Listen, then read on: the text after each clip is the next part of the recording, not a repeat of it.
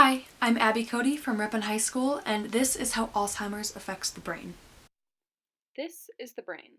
Not a perfectly drawn one, but still, a brain. Something that is pretty important to our survival. Some might even say that we die without it. And while that is the truth is much more complicated than that.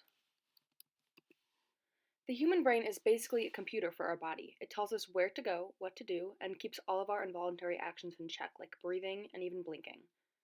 A lot a lot of that isn't something that we actively think about. It just happens. In our brain, we have billions of neurons. These communicate with each other and other neurons throughout the body by sending signals.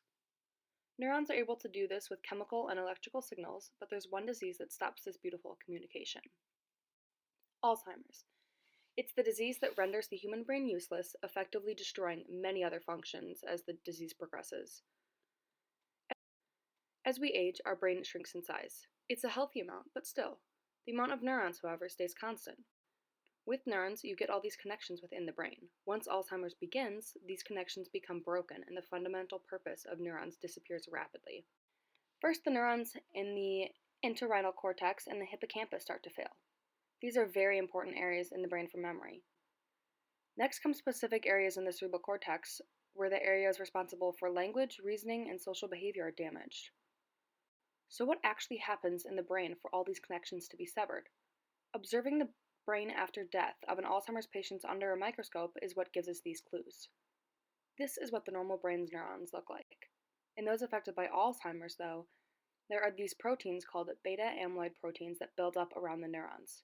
Too many of them cause a buildup of plaque that stops the function of neurons. There is also the issue of neurofibril tangles, which is the abnormal accumulation of a protein called tau inside a protein.